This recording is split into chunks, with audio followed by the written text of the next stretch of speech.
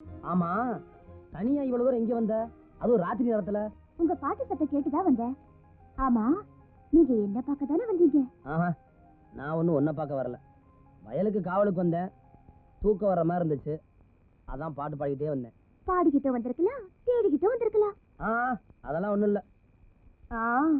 கொதிக்கிற வாசத்தை வச்சு குழம்பு என்னன்னு தெரியாதா? ஆமா, உனக்கு தூக்கம் வரலையா? இல்ல. ஏன்? ஏன்னு உங்களுக்கு தெரியாதா? தெரியாத. தெரிஞ்சுக்கிட்டு தெரியாத மாதிரி கேக்குறீங்களே. அப்ப என் மனசு நீ புரிஞ்சுக்கணும், அவ்வளவுதானே? ஆமா. ஆரம்பத்துல நீ என்ன சுத்திக்கிட்டு இருந்த, போற போக்க பார்த்தா நான் ஒன்ன சுத்த வேண்டிய வரும் போல் இருக்கு. வாழைய சுத்தி வாழையா முளைக்கிற மாதிரி காதலை சுத்தி காதல் தாங்க முளைக்கும்.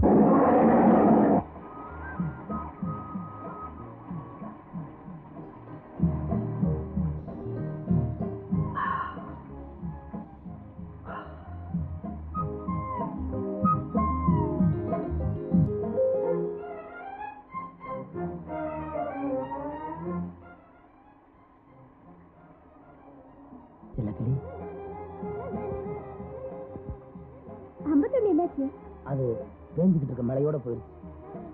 இனிமே எப்பவும் நீ என் செல்லக்கிளிதான்.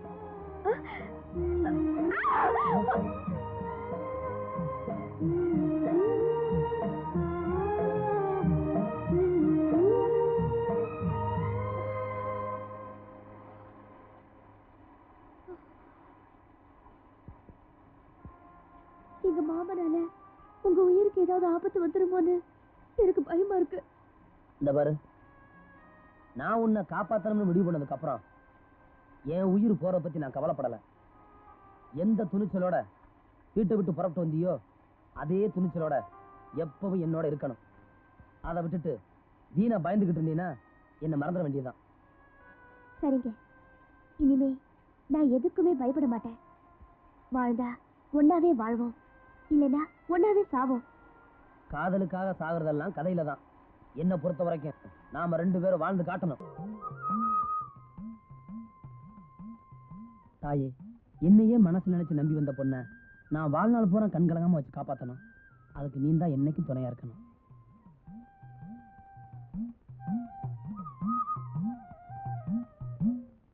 என் தங்கச்சி ஒரு பையன் கூட வந்தா? ஆமா, புருஷன் பொண்டாட்டி மாதிரி ஒய்யாரமா நடந்துகிட்டு வந்தாங்க.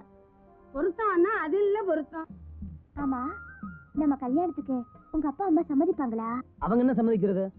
எங்க அப்பாவே எங்க அம்மாவை கடத்திக்கிட்டு வந்துதான் தியேட்டர்ல வச்சு கல்யாணம் பண்ணாராம். தியேட்டர்லயா? மதுரை வீரன் படம் பார்த்திருக்காரு. அந்த வீரத்திலேயே போய் எங்க அம்மாவை கல்யாணம் பண்ணிட்டாரு. அதெல்லாம் உங்களுக்கு எப்படி தெரியும்? எல்லாத்தையும் நான் நேர்ல வந்து பார்த்தேன். லூசு, ஊரார் சொல்ல கேள்விதான். அம்மனுக்கு பூகட்டி போட்டு பார்த்தேன். இந்த வருஷம் சாமி நமக்காகவே ஆசீர்வாதம் பண்ணிருக்கு. அடடே, நீ என்ன விட அட்வான்ஸா இருப்ப போல் இருக்கு. ஆயா, உன்னை கெஞ்சி கேட்டுக்கிறேன், என்கிட்ட சொன்ன மாதிரி இந்த விஷயத்தை யார்கிட்டயும் சொல்லிடாத. முக்கியமா என் புருஷனுக்கு தெரியவே கூடாது. என் தங்கச்சி எங்க இருந்தாலும் அவன் மனசு பிடிச்சவனோட மகராசியா இருக்கட்டும். பிரியமுள்ள என் குயிலுக்கு உன்னை பிரிந்து என்னை நான் இழந்து கொண்டிருக்கிறேன். இடிகள் கூட அசையாத என் இதயம் உன் இமயசிப்புக்கு இலகிவிட்டதே. விளையிருந்தாலும் முதல்களை போல் நாம் அடிக்கடி ஒட்டிக் கொள்கிறோம். காதல் கண்ணுக்கு தெரியாத காயம் இனி தாங்காது. உன் பால் நிலவு முகத்தை பார்க்க பறந்தோடி வருகிறேன். உன்னுள் கலந்து விட்ட வேலு.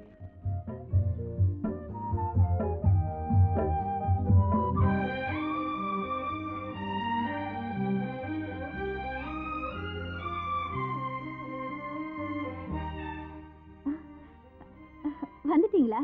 ஆமா, உன்னை பிரிஞ்சு என்னால இருக்க முடியல, அதான் ஓடி வந்துட்டேன்.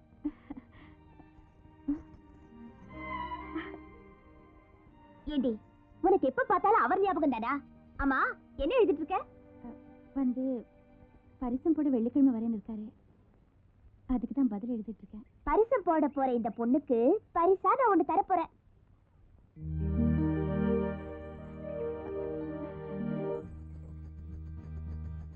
இந்த கொலுசு சத்தம் கேட்கும் போதெல்லாம் என் செல்லக்கிளியோட ஞாபகம் எப்பவும் என் மனசுல இருந்துகிட்டே இருக்கும்.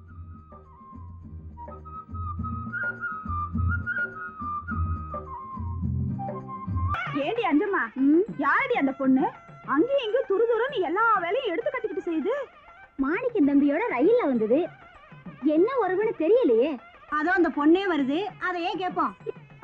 ஏமா, இதுக்கு முன்னாடி நான் உன்னை பார்த்ததே இல்லையே. மாணிக்கம் தம்பிக்கு நீ என்னம்மா உறவு? அது வந்து அவரையே கேளுங்க செல்வாய். என்ன மச்சான் அது? உங்க அப்பா கல்யாணத்துக்கே வரல? அவருக்கு பல ஊர் பஞ்சாயத்து, அதான் நான் வந்திருக்கேன்ல. ஏன் தம்பி, இந்த பொண்ணு உன் கூட தான் ரயில்ல வந்துச்சாமே, இது யாரு? நமக்கு எந்த வகையில சொந்தம்? கல்யாணத்துக்கு வந்தம்மா சாப்பிட்டம்மா வச்சமான இல்லாம அந்த பொண்ணு என்ன உறவு, இந்த பொண்ணு என்ன உறவு, அவ என்ன புடவை கட்டியிருக்கா, இவ பல நகை போட்டிருக்கா, இதைய பார்க்க வந்தீங்க? ஏதோ ஒரு வகையில சொந்தம், போய் வேலை பார்ப்போம். அதுக்கேப்பா இப்படி சலிச்சுக்கிற?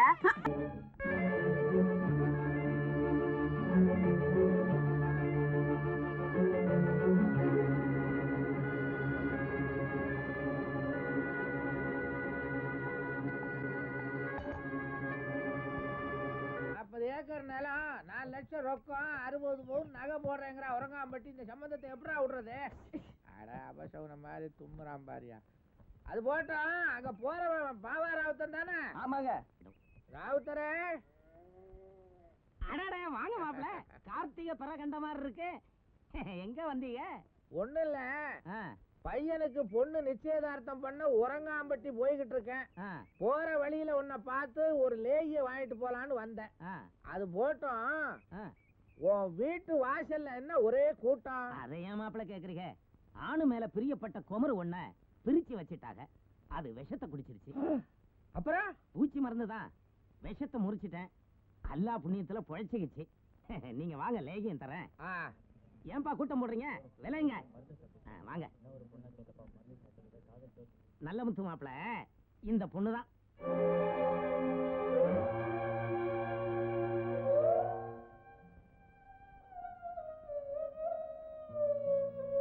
மாப்பிள, வயசான காலத்துல பெத்தவங்களுக்கு பிள்ளைங்க அடங்கி போகணும். அதே சமயத்துல பிள்ளைங்க ஆசைப்படுறதையும் பெத்தவங்க நிறைவேற்றி வைக்கணும். அந்த 2 வீட்டு சண்டையில இந்த பொண்ணு உசுர விட துணிஞ்சிருச்சு. இன்னும் 2 நிமிஷம் கழிச்சு கொண்டு வந்திருந்தாங்கண்டா பொண்ணு மவுத்தா இருக்கும். ராவுத்தர, இப்ப எப்படி இருக்கு? இன்னும் 2 வேளை கஷாயமும் செந்தூரமும் கொடுத்தா பொண்ணு எழுந்திருச்சு விளையாடும். ஆண்டவா. இந்தாங்க மாப்பிள்ள லேகியம். ஏதோ மருந்த மட்டும்தான் நான் கொடுக்கறேன், எல்லாத்தையும் தீர்த்து வைக்கிறது அல்லாவோட அருள் தான். மாப்பிள்ள நீங்க வாங்க போலாம். மாப்பிள்ள, மத்தவங்க கஷ்டத்தை தீர்க்கறதுலதான் அல்லாவை பார்க்கலாம். அதாவது இந்த மனுஷன் மனசுல பணம், பதவி, பழி, கோபம், கௌரவம் இதுகள்ல எது குடிகொண்டாலும் அது குடும்பத்தை கெடுக்கும்னு குணங்குடி மஸ்தான் சாஹிப்பு பெரிய பாடலே பாடியிருக்காங்க.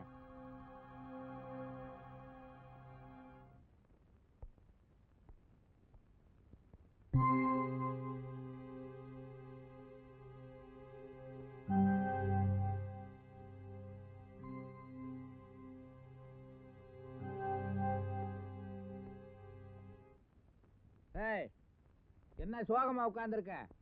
பொண்ணெல்லாம் பார்த்தாச்சு, ஏந்திரடி. ஆமா, நீங்க பார்த்து முடிவு பண்ணிட்டீங்க. இவன் அவளையே நினைச்சு உசுரையே விட்டுருவான் போல இருக்கு. அவளும் அப்படித்தான், இவனையே நினைச்சு உசுரை விட்டுக்கிட்டு இருக்கா. நீங்க எந்த பொண்ண சொல்றீங்க? எந்த பொண்ணு? இந்த காளியப்ப மச்சிருச்சு செல்லக்கிளி இங்க வந்தாளே உம்முன்னு ஒருத்தி, அவதான் விஷத்தை குடிச்சுட்டான். அப்பா, என்னது விஷத்தை குடிச்சிட்டாளா? பயப்படாதே, நம்ம பாபா ராவுத்தர் விஷத்தை முறிச்சிட்டார். முடிவு பண்ணிட்டேன், முறைப்படி போய் பொண்ணு கேட்கணும்னு. காலங்காத்தால அவனையும் கிளம்ப சொல்லு.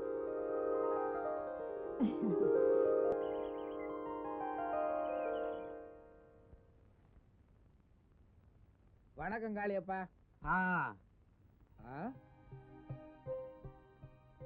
என்ன மேலையூர் நாட்டாமைக்கு காத்து திசை மாதிரி அடிச்சிருச்சா? வருஷத்தட்டோட வீட்டுக்குள்ள வந்திருக்கிறாரு. உன் மச்சினிச்சி செல்லக்கிளிய என் மகன் மாணிக்கத்துக்கு பொண்ணு கேட்க வந்திருக்கோம். பரிசம் போட்டு பந்தல்ல உட்கார வச்ச பொண்ணுக்கு பந்தி விரிக்கிறதா இவங்க ஊர் முறையான நாட்டாமைய கேட்டு சொல்லு விரும்பாண்டி. எல்லா முறையும் எனக்கும் தெரியும்டா. உன் மச்சினிச்சி என் மகனை நினைச்சு உசுர விட்டுற பார்த்தாலே, அதனாலதான் உன்னையும் ஒரு மனுஷனா நினைச்சு உன்கிட்ட வந்து இப்ப நான் பேசிக்கிட்டு இருக்கேன். பையன் தப்பு பண்ணா தலையில 2 தட்டு தட்டி அடக்கி வைக்கணும். அதை விட்டுட்டு பரிசத்தட்டோட வந்து நிக்கிறிய. நீ எல்லாம் ஒரு பெரிய மனுஷனா? மாணிக்கம், எங்க வீட்டு பொண்ணை கொண்டு போய் ஒளிச்சு வச்சிருந்தீங்க, அது குத்தம் இல்லையா? இன்னையே நம்பி வந்த பொண்ண கடைசி வரைக்கும் கைவிடக்கூடாதுன்னு நான் நினைச்சது குத்தமா?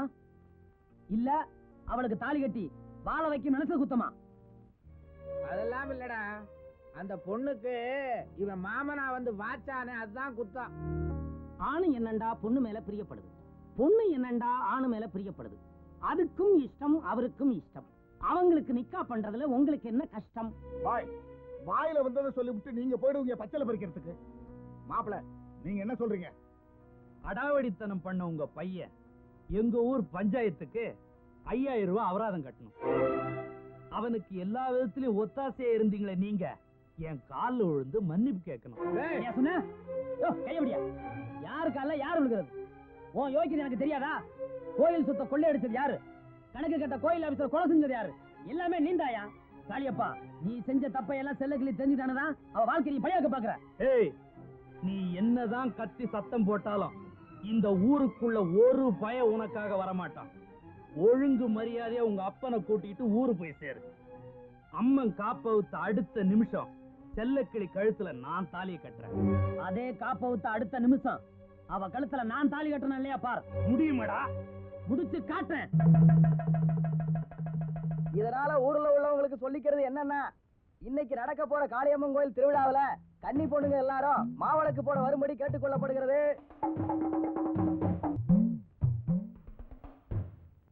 ஜெயிக்க போறது நாமதாக்கா, பயப்படாம வா.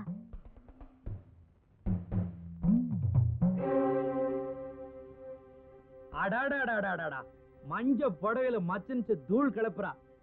ஆமா, அலங்காரம் பண்ணிக்கிட்டு அக்காளம் தங்கச்சி எங்க கிளம்பிட்டீங்க? இன்னைக்கு அம்பாளுக்கு காப்ப வைக்கிறது. கன்னி பொண்ணுங்கெல்லாம் தீச்சட்டி ஏந்தி மாவிளக்கு போடணுங்கிறது சம்பிரதாயம். அதான் கோவிலுக்கு கிளம்பிட்டு இருக்கோம். அட யாரா இவ? கல்யாண தேதி குறிச்சாச்சு, கட்டிக்க போறோம் நான் தான். அப்புறமா என்ன இவ அம்மங்கிட்ட தனியா வேண்டிக்க போறா? காப்பு அவுத்ததும் இவ கழுத்துல நான் தாலிய கட்டுறேன்னு எல்லார் முன்னாலையும் சபதம் போட்டானே, அவன் கழுத்தை நான் நெரிக்கிற வரைக்கும் இவ வீட்டை விட்டு வெளியே போக கூடாது.